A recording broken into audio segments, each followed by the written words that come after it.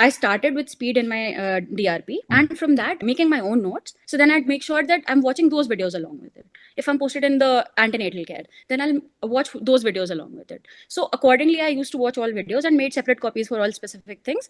And then later on, revise those.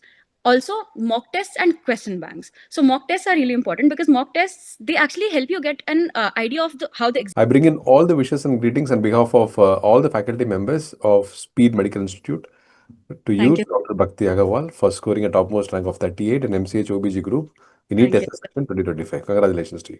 Thank you so much, sir. Great. Can we know your detailed background history from where you started till date? What all you have done? Definitely. So I did my schooling from Delhi only, DPS Arkepuram. Then I completed my undergrad MBBS from Lady Hardinge Medical College, and the same college I did my postgrad as well from. Okay, great. So you have chosen an end specialty, but actually it has not ended, and it is been continuing to be a super specialty.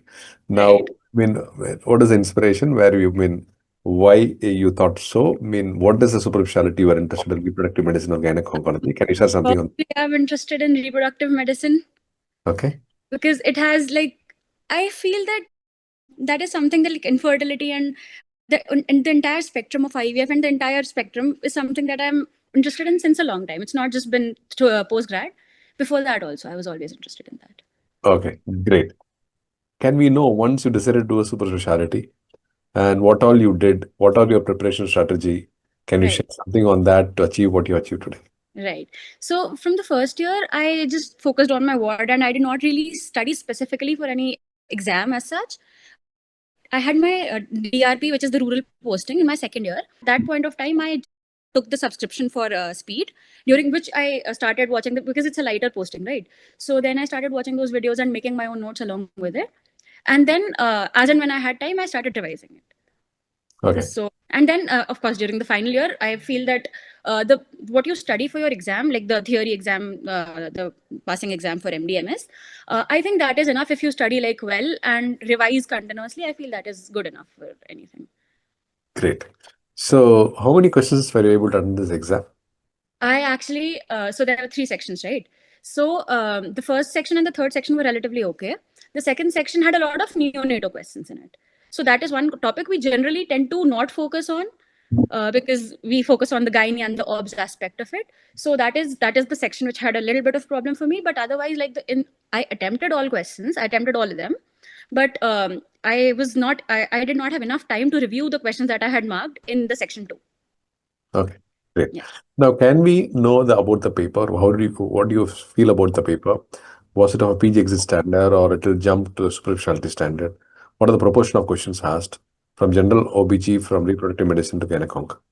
There were no specific questions that were leading from super specialty because it's a common paper for both streams, right? So there were no, I say, specific questions. Like I said, there was a lot of neonatal and so jaundice, breastfeeding, all of these were very important topics that they asked us a lot. Then stuff like antepartum hemorrhage, they asked us a lot of hydatiform mole. Then they asked us abruption, I think, was there quite a bit. Yeah, so basically the most important thing is that you cannot shuffle between sections, so you have to be sure that you have enough time. And the questions are lengthy as such. So you have to be aware that once you're marking the question, it's better if you not hope for time for reviewing those questions because you most probably won't get it. And another thing is that you have to sleep really well before the paper because that tends to happen that you don't get enough sleep, and then that ends up leading to, again, you being sleepy throughout and not paying attention half the time. That is one thing which I think I went wrong at. Great. Doctor, what will be a message for the students who are aspiring for MCH OBG group? So I feel that this is something which is very, very achievable. Even enjoying your residency, it's not that you have to study the entire time or you have to focus on just studying or working. You can always have a life outside of studying, but then at the same time, when you're studying, you have to cut off all distractions. So during my first year, I enjoyed residency along with work, of course. Same with the second year. I enjoyed my time as well as I focused on when I was watching the videos, when I was doing mock tests and all the questions. So you make your own notes, revise those notes, and along with that, just add whatever, say, for example, you're doing any mock tests or any question bank or anything. So just add whatever point pertaining to that topic in that area only, so that you don't have to go here and there for any topic revising. So that is one thing. Then the other thing is that once you've made your notes, once you're revising, cut like towards the last 2-3 months of your PG, or since this was this, like I had a common thing only. I had my PG exam in October, and this was in recently only. So cut out all distractions the last 2 months. That's it. Only revise in those 2 months, and I think that should be good enough. And sleep, of course, that is something that I will again stress on. नींद बहुत जरूरी है exam के एक रात पहले, नहीं तो फिर नहीं वर्क करता है दिमाग. Great, doctor. Now, can you share your experience of preparation of a super specialty and how speed was appropriate and useful for it? Right. So, like I said, speed. I started with speed in my DRP, and from that I had been making my own notes. And then once I had made those notes, because they have separate. If I'm, say for example, if I'm in a particular ward, say for example I'm in a gynae ward, so then I'd make sure that I'm watching those videos along with it. If I'm posted in the antenatal care, then I'll watch those videos along with it. So accordingly, I used to watch all videos and made separate copies for all specific things, and then later on revise those.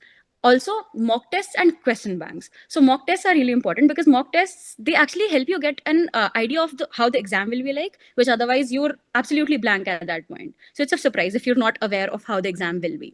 So towards the end, like they have these monthly or 2 monthly, you have tests, right? NEET SS pattern pay, then INI pattern pay. So if it's possible to take out 3 hours, 3.5 hours for this, then it's ideal that give those mock tests as much as possible. Great. Now, once again, we wish you all the very best and all the success Thank for you so much. productive medicine as an MC super specialty. Thank And you so much. do that amazingly well, and also advanced wishes and congratulations to that. Best wishes to you. Thank you so much. Thank you so much. Thank you.